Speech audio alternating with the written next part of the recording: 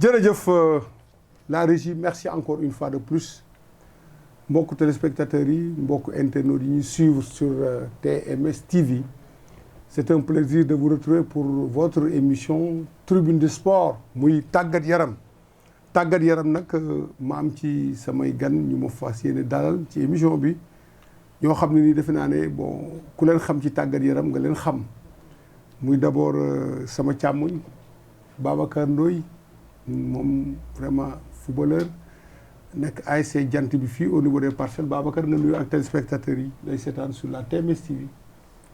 waaw merci grand waaw sama papa sax laay wax papa grand Aziz. waaw papa grand Aziz ah. waaw non grand Aziz rek.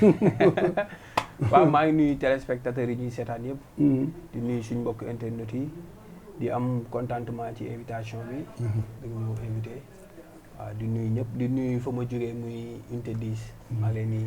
ASC bu mag wala ASC bu ndaw bi.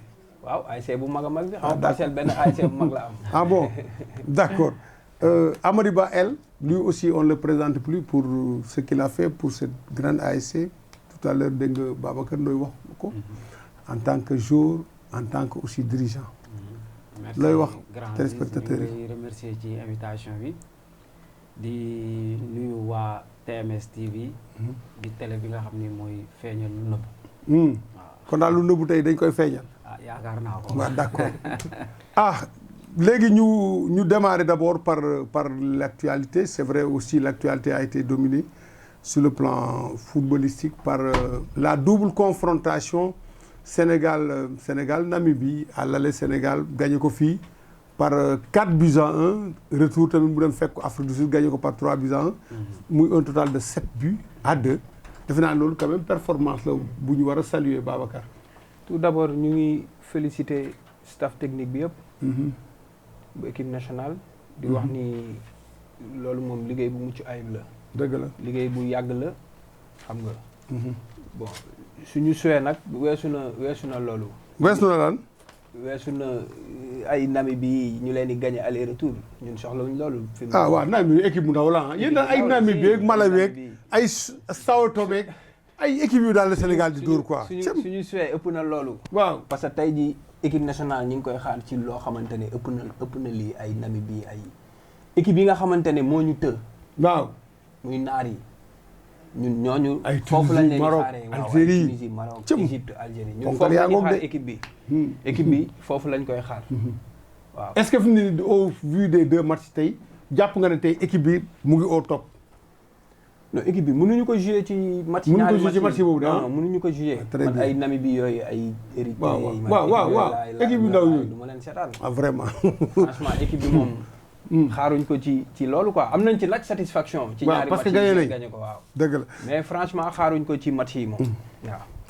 elle 7 buts en 2 matchs 7 buts marqués. waaw 2 mais buts xam nga encaissés. éliminatoire coupe du monde la donc surtout nag deuxième tour la. nañu war a demaat beneen tour après. waaw gis nga après 3 matchs 4 matchs rek qualifié nañu. donc match yi ndaw yi ay match yu métti la yu compliqué. mais il faut da nga koy gagner. parce que tamit boo xoolee yeneen poules yi ñoo fa nekk tamit Algérie tamit ñooñu lay dajale ay Djibouti ak ay yeneen j'en passe. waaw te ñun am nañu 4 matchs 4 victoires ñun ak Maroc rek ko am. donc c'est bon pour la suite c'est qualifié la mais équipe bi vraiment ci dem coupe du monde lañ koy xaar donc match yi formalité la te remplir na ko quoi. waaw léegi ñun aussi bon c'est vrai qu'on ne peut pas parler de l'équipe nationale sans parler mais Aliou Cissé bon les gens reprochent ba léegi daal dafa mel dafay tâtonner parce que chaque match rek mu am ñu bees am ñeneen ñoo xam ne nii vraiment ñu ngi leen doon a gis loolu nan ngeen ko jàngatee yéen. xam nga Aliou Cissé juge bilan am dafay xam nga Aliou Cissé les chiffres parlent pour lui. non waxuñu chiffre. waaw chiffre d'accord mu ngi gagné mais dama ne vraiment, au vu de l'effectif ak la prestation aussi parce que les gens disent que de football bi des na. non football bi des na ci lan mais joueurs yi nga xamante ni bii ñoom ñooy les meilleurs ñoo nekk à leur poste actuellement équipe nationale on est proche de l'équipe type fi mu ne nii. parce que Edouard Mendy c'est le gardien titulaire donc entraîneur boo fi. waaw non y a 4 joueurs yoo xam ne mais ñoom on parle pas de joueur. voilà xam nga tey jii système dafay am. waaw mu ngoog. coach bi dafa war a am benn système boo xamante ne daf ko war a développer. waaw.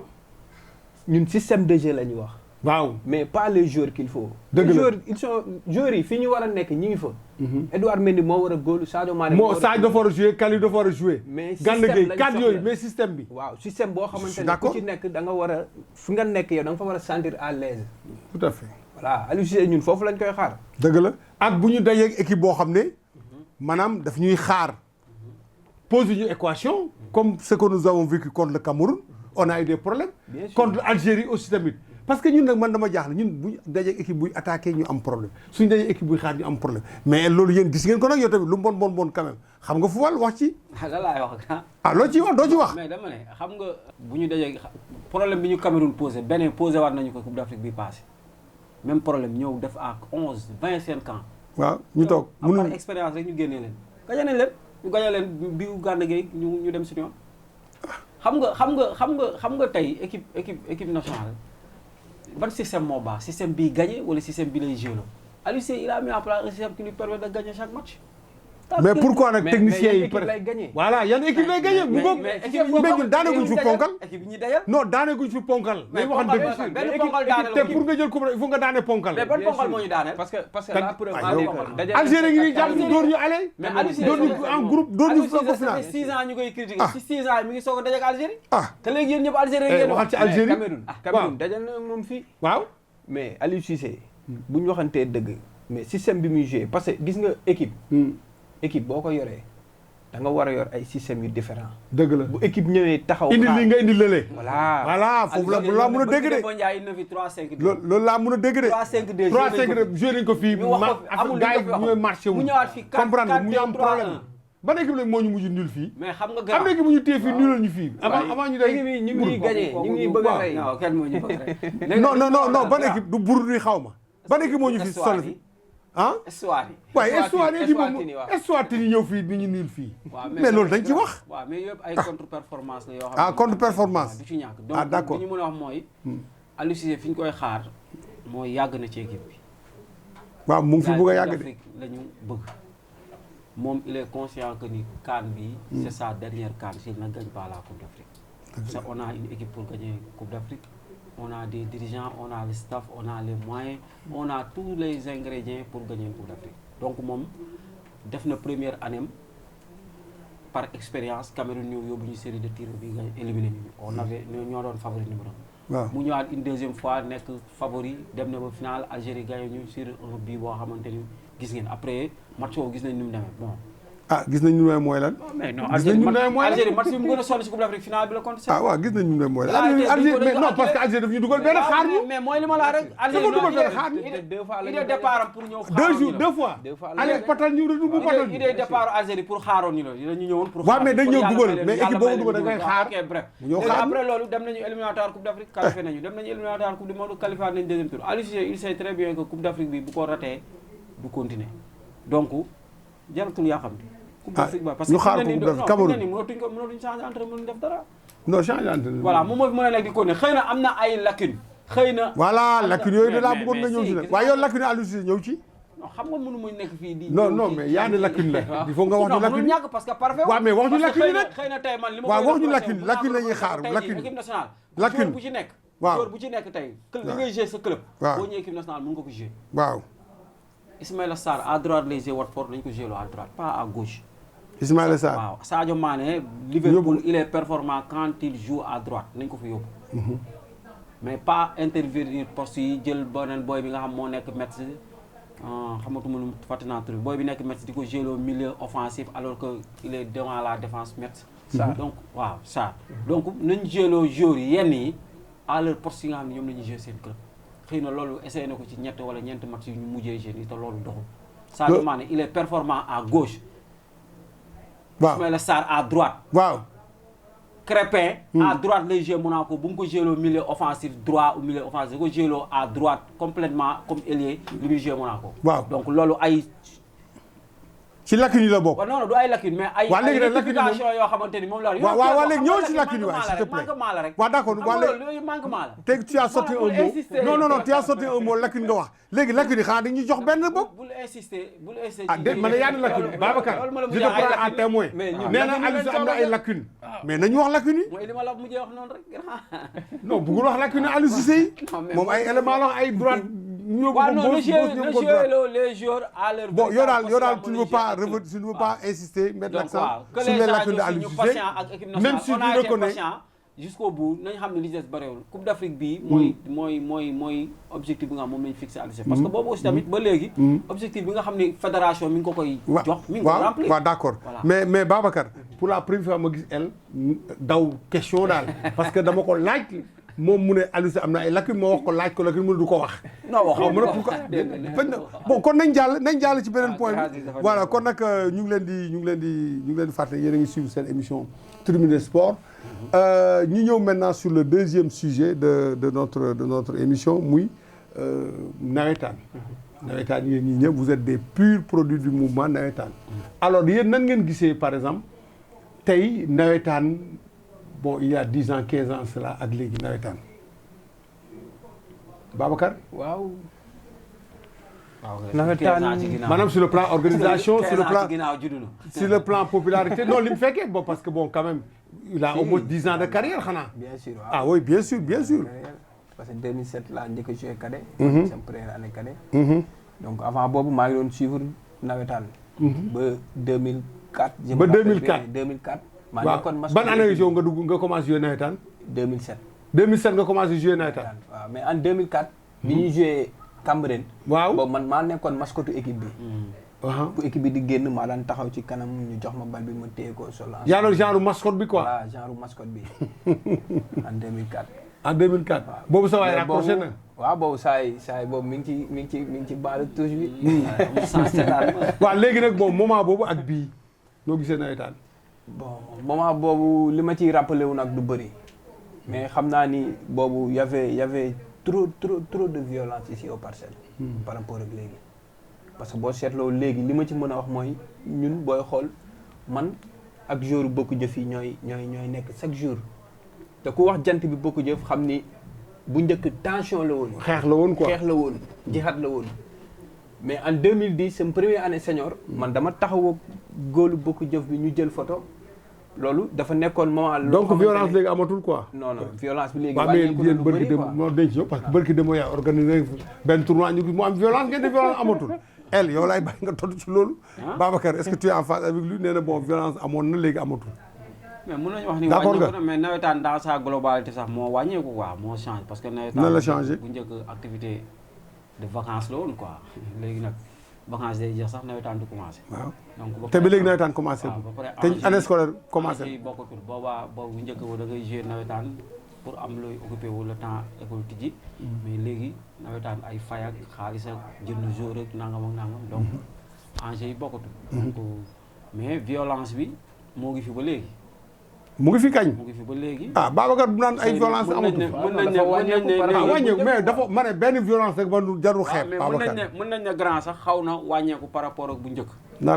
parce que léegi waa bokku jëf seen gaañ lañ quoi. waa bokku jëf ak ñeneen ak ñeneen ñu nag bokku jëf ñu nag njóoba ñu nag sancaan yooyu yëpp ay violence sancaan ñoo fi keroog. waaw mais xam nga yooyu noonu terrain vague la nii. terrain vague match amical nii mënoo ko contrôler mais bu doon nawetaan la nii stade xëy na yu bari mën na nga ko éviter xëy na yu bari mën na ma mais terrain bi yàq match bi te conditions yi ko yàq aussi tamit bon xam nañ ko mais li ñu mën a jàpp rek mooy effectivement nawetaan changé na ci lu bari ci lan par exemple ndax ñun bañ doon jouer par exemple yow yaay indi sa dàll yaay indi li nga am nga def ci équipe bi participer mais léegi joueurs yi da nga leen di fekk seen kër jox leen pour ñu soog a mën a ñëw jouer parce que léegi dañ jaay star quoi monde bi moo évolué aussi tamit nit ñi il faut ñu adapté wu ci loolu ñoom ñoo fekkee loolu ñoom ñoo am chance boobu stade baa ngi nii ñun terrain vague lañ doon jouer ay buum lañ ci doon takk nit ñi ay seet bu bii duggee nit ñi dañ daw dugg ci biir terrain léegi yooyu yëpp amatul parce que seen chance la ñoom ñoo ko fekkee donc monde bi moo évolué nawetaan aussi tamit évolué violence bi wàññeeku na mais des na ba tey quoi waaw violence bi bon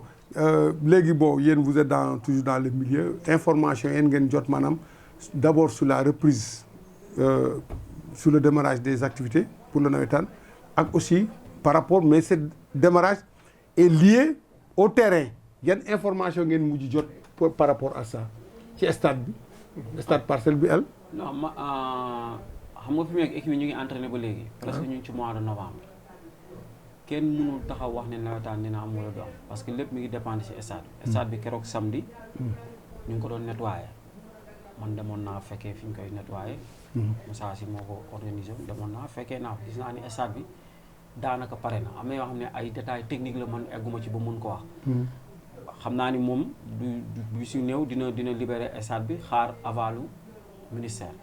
léegi nag est-ce que nawetaan xaj na fi si diggante fii. mais à défaut au moins def benn tournoi au moins. waaw loolu yëpp ça dépend ci waa zone ñoom ñoo mën a expliquer ñoo mën a ak waa ODCAV ak waa ODCAV mais li ma la mën a wax daal. yow boo doon conseil tey le maire tey loo koy wax tey par exemple. non xam nga maire organisé wu nawetaan. waaw non par rapport ak la mise à disposition du stade. waaw xam nga tey stade bi bu paree rek moom bu paree si stade bi rek daf ko war a jox population bi population bi nag képp kuy pratiquer sport ci nga bokk. ka nga nekk zone ka nga nekk école football nga. lu mun a la moom rôle am mooy defar stade ba mu baax.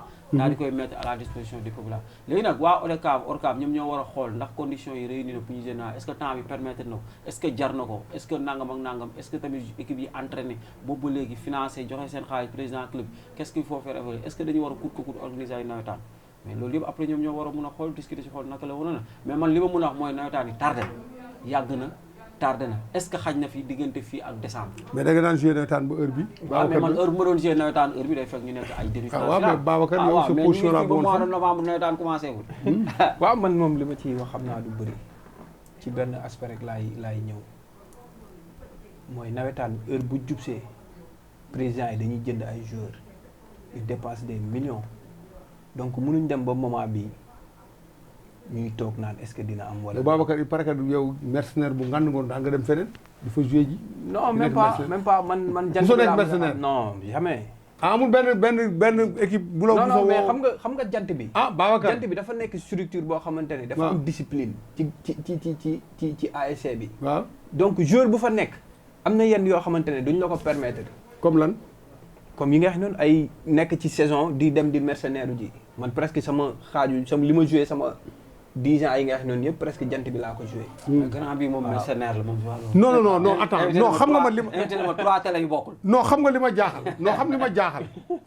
non fii chaîne YouTube la. waaw am na télé muy liggéey. mooy yëpp mercenaire waaw yëpp waaw. mais dama la bëgg a wax benn affaire ma ne leen yéen tey man dama jaaxal jant bi yéen maanaam bëggu leen seen jour dem feneen te pourtant yéen foo leen di jour jàmbur indi ko. ñaata yoon mais c'est normal. parce que xam nga équipe bu mag. mooy soxla loolu. tey bu fekkee joueur dafa nekk ci koñ bi mu nekk joueur bu valable man mii nga xamante ne joueur laa mais su ma gisee koo xamante ne maa ngi moom suñu concurrence dafay avancer loo équipe bi. mais man mii sax mun naa ko dem démarcher jëli ko. dama koy démarcher jëli ko ñëw ñu toog parce que loolu sama avancement la avancement wu équipe bi la. mais Babacar est-ce que yaa ngi joué ba léegi yow. non instant bii nii raccroché naa. pourquoi nga raccroché mais Babacar da nga juddoo mu bay raccroché ah. non liggéey bee ma jàpp liggéey bee ma jàpp. mais Babacar yow atoon naa waroo raccroché war nga mun a gunge xale yi ba léegi pourquoi nga raccroché. non liggéey bee ma jàpp rek xam nga rek jotu entraînement bi. entraînement man dama daan def ay 3 ba 4 séances par jour. pour mën a jouer sama niveau. donc nit yi am na foo xamante ne bu ñu la gisee nga commencé entraîner rek ñoom dafa am foo am dañ la fay xaar. donc boo fa nekkulee rek mun nga décevoir équipe bi. waaw. yow daal te yow pression boobu daal ñëwee ko découvrir. non jant bi du. ñëw dugg yàq match ci jant bi. jant bi du foo de. Elle, si nous revenir maintenant ci li fi am week-end passé vous avez organisé un tournoi. regroupé 4 équipes ASC jant bi Bokk Jëf Santhiane ak Bidiw bi. demi-finale yi je rappelle en demi-finale Bidiw bi dafa dóor.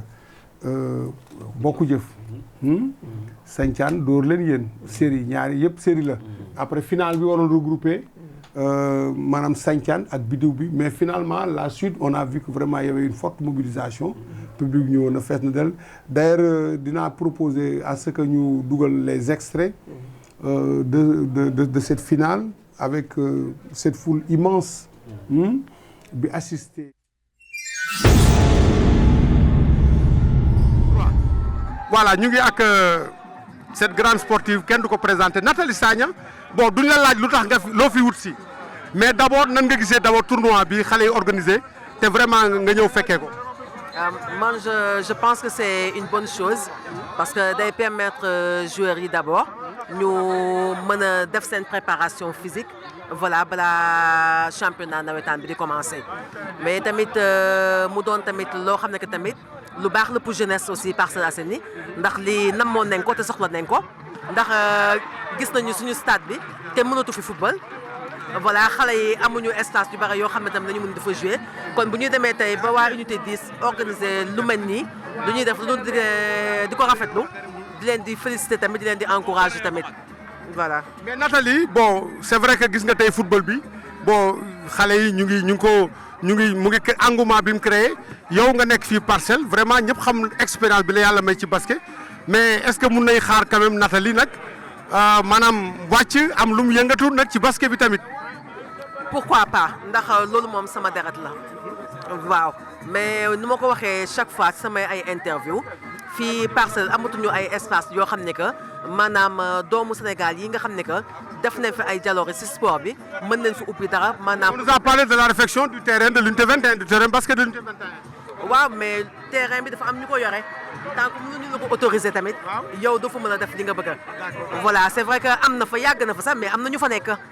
voilà loolu tamit dama ci lancer appel état sénégalais ñu mel ni man ak sama ay morom yoo xam ne que servi nañu seen dëkk tamit bu ñu leen mënee jàppale tamit ci yeneen espace yoo xam ne que nañ fa mën a def dara ubbi fa seen école de basket ou bien école de football pourquoi pas parce que loolu tamit day permettre rek ñu gën a mën a tàggat encore xale yi pour ñu mën a amaat tamit ñu mel ne ay Nathalie Sagna wala pourquoi pas ay Sadio Mané ci football bi wala ci basket bi ay Nathalie Sagna ay Anne Marie Diokh ay Mamati Mbengue voilà. d'accord merci beaucoup. merci à vous.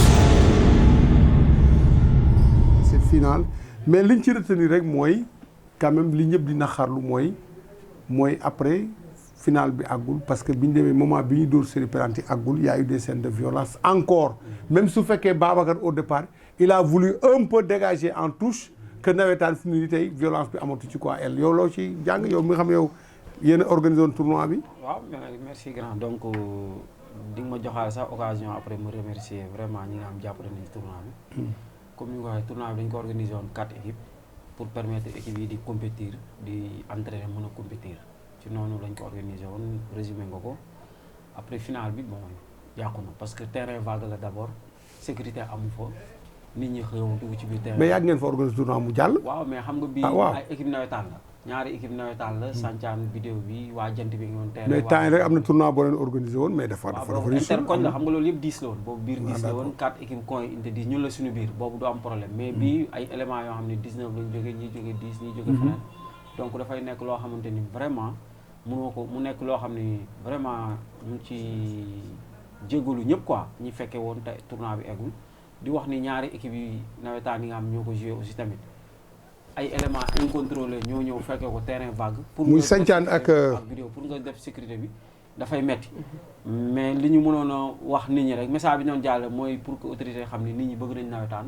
namm nañu nawetaan parce que keroog li ñëw indi 10 defe naa bu dul signature Modou Lo. fees na stade. waaw bu dul signature Modou Lo gëwuma ni dina daje foofu. indi 10 dëgg la donc occasion la aussi tamit ñu remercier ñi nga xamante ni nii ñëw nañu teew ci final bi ku ci mel ni par exemple Bass Ndiaye mi nga xamante ni nii vraiment. lu ci bari moo ko def ci tournoi bi ku ci mel ni Go Faye ku ci mel ni Moussa Sy monsieur le maire moom aussi jàppale nañ ci.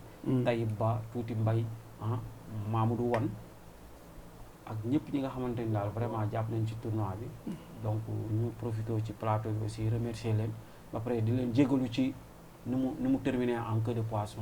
waaw Babacar Ndoye. Babacar nan ngeen di organiser tournoi bu day nii yéen ngeen xam déjà. tournoi bi dafa annoncé woon la couleur demi-finale gis ngeen le monde bi ngeen amoon te xamoon ngeen ne finale bi dina am pourquoi yéen vous n'avez pas pris les dispositions sur le plan de la sécurité au moins même boo leen amoon ay 5 alkaati sax au moins mu mën a dissuader pourquoi vous n'avez pas fait. waaw xam nga tournoi bi biñ koy initier. pour équipe yi joueurs yi ñu may leen tuuti compétition. mais beneen bi ñu woo leen ci non violence. loolu gënoon yokk a tax ñu initier tournoi bi parce que gis nañ terrain bi fi mu nekkee terrain municipal bi gis nañ fi mu nekkee donc loolu lu ñu war a liggéey la avant nawetaan di commencer parce que ñëpp ñi ngi naan bu nawetaan commencer bu match yi jeexee violence dina am ci terrain bi agression bi. mais est-ce que sóoraale wu la woon loolu. bon xaaroon nañ ko loolu xaaroon nañ ko boo seetloo. waaw mais moo tax may la est-ce que mun leen woon aussi être prévoyant au moins dem uti ay alkaati parce que nawetaan ngeen organisé xëy na peut-être da ngeen ko organisé ci beneen cadre bu différent. loolu yëpp expérience la. waaw jàpp nañ ko. waaw loolu la bi ñuy def lu mel noonu sax amaana xëy na bu ñu demee ba final mën nañu ko yóbbu tey ci stade municipal donc loolu lu ñu bett la parce que sax ampleur tournoi bi ñun ñëpp daf ñu dépassé. dëgg la vraiment final bi ñun ñëpp la dépassé. waaw boo xoolee bu ñuy def hymne bi sax ba bu ñuy def hymne di présenter équipe sax terrain bariwul woon nit.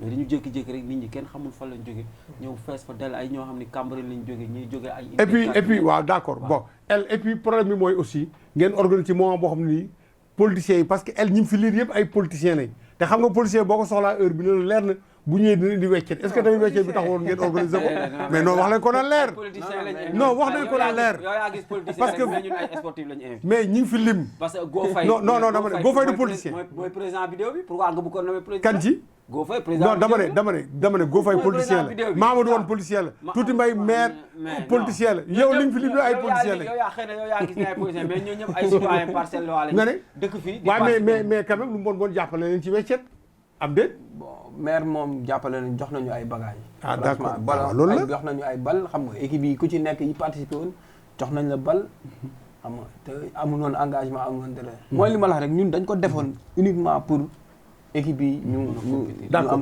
bon c'est vrai qu'on a parlé de l'aspect négatif mooy le point noir mooy cette violence qui est venue vraiment entacher la finale mais au-delà de ça aussi tamit il y a eu des points très positifs yan points ngeen gën a relever vraiment yu positif ci par rapport à ce tournoi là. waaw lu positif li ñu ci mën a wax mooy nit ñi ñëw nañu. namoon nañu nawetaan. ñëw nañu unité 10 keroog dund na. vibré na nit ñi xam nañ vraiment ni que gars yi soxla nañu nawetaan. namoon nañu nawetaan. waaw entraîneurs yi aussi tamit. xool nañ seen effectif remercier nañ ñu waaw parce que offrir nañ leen plateau bu ñu mën a def revue d'effectif xool li ñu soxla ak li ñu soxlawul wane nañ tamit ne ñoom ban côté lañ toll ci wàllu physique ak ci wàllu tactique entraîneurs yi woo nañ ñu téléphone remercier ñu ci loolu autorités yi tamit bi ñu ñëwee aussi ils étaient tous contents xam nañ ne Parcelles Assainies aussi nit ñi benn la maanaam autorité politique yi autorité politique yi sportive yi fa newoon parce que y a aussi des autorités sportives yi fa newoon ñoom it aussi remercier nañ ñu ci ni affaire bi déroulé ak mu doxee xëy na erreur bi ñu def rek mooy final bi bu ñu sóoroon ni nii lay demee waroon nañu wut tuuti sécurité pour au moins wala ngeen bañ a dóor penalty waaw wala ñu bañ waaw yooyu yëpp mënoon na ci am penalty parce que penalty yi moom moo indi lépp voilà moo indi yëpp yooyu tamit mënoon na ci bañ a am léegi parce que d'abord y avait envahissement de terrain dans ces conditions war leen woon dóor penalty yi en plus léegi naar bi dafa yàq suñu football bi quoi naar ban ci pari foot bi ah d'accord waaw parieurs yi léegi dañuy dugg sax ci waaw dañuy ñëw fekk ñaar ñuy série duñ xam fu série nu série demee ñu ñëw teg seen xaalis donc buñu demee ba gis ni parce que buñ ciy teg duñ teg lu ndaw da ngay gis ku jógee fële teg 50 000 keneen teg pour yéen daal parieurs ñoo yàq seen final bi yéen dañ koy jiñ parieurs yi de d'accord dañ ci tontu waaw d'accord dañ ci tontu alors donc on me fait signe que le temps presque dafa li ci des bariwul on va terminer par lamb lutte waaw te boo nee lii rek da ngay dugg unité 10 parce que non parce que yéen ku leen wax boo leen toogee on vous regarde mais à travers votre personne on voit l'image de Modou Lo parce que kii moromu Babacar Ndoye la am déet vous avez fait toutes vos humanités ensemble yow tu es plus âgé que lui mais sa rakk la donc yéen d'abord ce n'est même pas le lutteur mais c'est votre frère comprendre nga léegi nag muy préparer un très grand combat un combat royal bu ko war a day boole ak Ama Baldé d'abord nan ngeen gisee Babacar maanaam Ama Baldé war a jàkkaarloog Modou Lo waaw loolu moom ñu ngi koy nuyu sax au passage Modou ñu ngi koy nuyu bu baax moom suñu frère la waaw ñoo jàngandoo arabu saas bi laan mais moom il paraît que mu waroon joxe kuna waaye pourquoi ñëwul est-ce que laaj ngeen ko wax waaw non dafa dem ba dernière minute mu am ay empêchement yu ko téye d'accord mu excusé wu d'accord acca mais bon ñu ngi ci entraînement yi Modou moom bu amee combat bu amul combat yëpp ñëpp xam nañ ni dafay entraîner donc mook Ama Baldé combat la nekkul combat boo xamante ne dañ ko négliger du combat bu négligé ñu ngi koy préparer ni ñu ko war a préparer di xaar bés bi jot ñaan yàlla may ñu si ndam bu sedd guy xale Pikine bi dafa am ginnaaw de waaw mais ñun ñàkkuñ ginnaaw waaw ñun ñu toog ci affaire yi kay waaw ñu ngi sant yàlla bu baax de taxaw na am na doole waaw yàlla baax na el xam nga di wax suivre nga di wax Modou Lo naan Ama Baldé am na ginnaaw sax waaw d'accord waaw d'accord el suivre nga Modou Lo maanaam suivre nga pendant toute sa carrière bëri làmbam yëpp bëri mbappat bi léegi maanaam seetaan nga ko tey contre Ama Baldé boo ko doon conseil loo koy wax. non Modou Lo koy ëpp na conseil grand man kay mënuma conseil Modou Lo. non loo koy wax di nga ko lii li nangam ma naan ñëw rek parce que xam nga lamb parce que yow yaa ngi ci lamb ji avant Modou Lo di bëre yaa ko jiitu ci lamb ji. xam nga Modou. kuy xam lamb gënoo ko xam lamb. ku mën a préparer bis gënoo ko mën a préparer bis. ku am ginnaaw ëppoo ko ginnaaw. ku loog avance am doo nelaw. yaa sa waa kër yëpp. du nelaw bal boo ko mënoon delloo guddi sax da koy delloo. ah bon maa la wax lii de. moom li mu war a bëreeg Ama Baldé moom xam na ko. man bu ma ko waxee sax du def li ma ko wax. parce que man du ma mbër. moom xam na ni mu war a. mais xam nga làmb el bu ñu fonk. waaw mais xam nga xam làmb. ak conseiller ko moom ci wàll ba. waaw dafa non waxuma li nga koy wax loolu lay def. mais tey làmb laa mën def. waaw très bien loolu laa wax.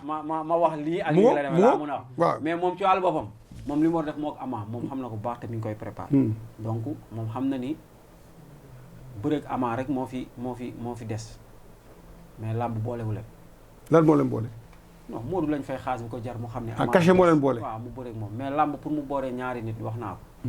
il faut que man ma daan la Babacar daan la man ak Baba làmb ñu boole. parce que ñoo bokk même adversaire bi mujjee daal. dëgg la waaw Modou nag ak Ama làmb mbër boolewu leen parce que ban mbër moo leen boole Papa Sow xëy na lañ bokk adversaire. Modou Lo mi ngi bëreeg Papa Sow 2007 Ama mi ngi bëreeg moom 2019. kon xam nga ni adversaire boolewu leen. am na juróom-ñaari at ci diggante bi. làmb boolewu leen. Modou xam na ni tey fii bëreeg Ama moo fi des sinon ay revanche lay dem joxe te comme que coow li bari na mu jël avance su Ama aussi tam def lu tax mu war a mun a bëreeg Modou.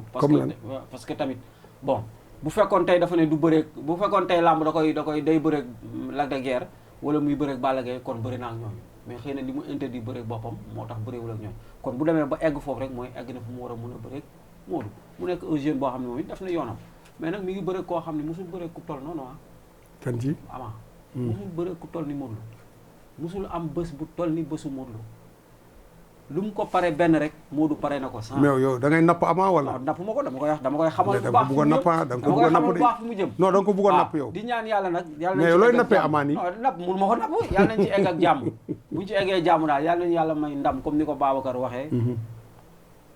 ndam bu sedd guy. ñu ñibbi si waat Parcelles Assainies fii. d'accord Babacar Ndoye ñu bari analyse ñu ngi analyser di def ay schéma di teg maanaam combat ñaar moom soit mu gaaw wala mu yéex tey combat bi su gaawee tey avantage yu kan la. su gaawee du man ci avantage yu Modou laay waxee su yéexee. avantage yu Modou la. maanaam bu yéexee Modou mooy ëpp avantage. foo ko teg bu gaawee it ci avantage yu Modou la. ndax lan. bu gaawee Modou bu yéexee Modou mu gaaw mu yéex. kon Ama amul benn avantage ci temps bi. ñun dañuy waxee. maanaam place su frère la ñuy waxee.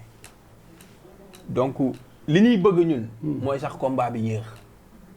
parce que Modou moo ko gën a athlétique.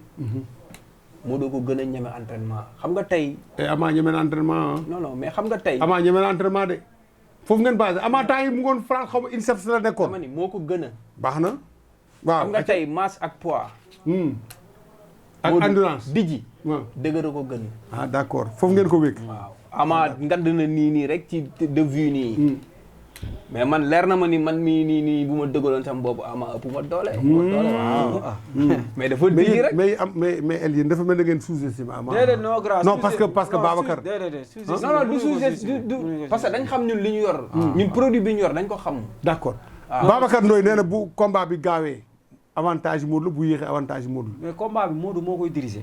mooy diriger combat bi lu ko neex rek la moo ci am bu ko neexee mu yóbbu ko. mais booy bi soxla victoire bi soxla roi des arènes bi. booy bi war a ñëw. bu ñëwee day léewtoo xaar. kan ci booy bi day léewtoo xaar bu ñu ko nee nañ naani ñu naani bu ñu ko nee nañ pause ñu pause bu ñu ko nee nañ xeex ñu xeex bu ñu ko nee nañ léewtoo ñu léewtoo. lu leer laa la wax. très bien voilà. kon nag loolu bind nañ ko. waaw jeex na dañ koy daal di noter fii day xaar li ñu bëgg lañ ciy def. d'accord dañ koy noter. donc Modou mooy diriger combat bi. waaw du début jusqu'à la fin. non yow tamit Ama ñemewul song Modou tamit. mais buy xeexee nag. bu ñu xeexee. non bu ñu xeexee rek 5 minutes ñu ñibbi dañuy ñibbi si Parcelles Assainies. ah bon non est-ce que dañuy ñëw julli ñaari raak ba pare mu soog a ñëw. Ama du xeex ak Modou. non du xeex ak moom. yow tamit parce que moom xam na Modou. ah bon parce que ñoom daje nañ benn yoon. fii terrain église municipale bi. waaw mais loolu yàgg na non non bu fi indi ay terrain église. mais yàgg boobu non dama ne mbapat la yàgg na. waaw te loolu bëri simple la. en temps xoolal seen i parcours ñoom ñaar. waaw mu ngo combat la woon ñoom ñaar maase. combat la woon. xoolal seen parcours ñoom mais Ama day xeex de. kan lay xeexal. ah du xeex ak Modou. non Ama du xeex. ah du xeex. laajal Kayra bi muy xeex ak ñun laajal Issa Pouye bi muy xeex ak ñun. ak ñeneen Eumeu Sène bi muy xeex ak ñun. waaw laaj leen. Ama du Gris Bordeaux du ma sax waxaale ay waxam. nga may Ama du xeex day xaar. lu ko booy kon daal man ci seen wax buñ bëree Modou daan ko moo ko dàq bëree. bu ñu xeexee nag moom nee nga day ñëw julli si. ñaari raak mu soog a jóg. Ama fi mu ne nii benn fort la am moom ci lim yaakaar. waaw muy côté musique bi. ah musique la yaakaar. te xamul ni ñoo ko gën a. yéen a gën a taxaw fukki junni yoon. ah d'accord. amul dara loo xamante ne dañ ko ciy rëgg. aca Babacar tàggatool parce que temps bi jeex na. waaw di remercier ñi nga xamante ne ñoom laa àndaloon ñu tëgg tournoi bi muy suñu grand sama goro sama. kan ci frère.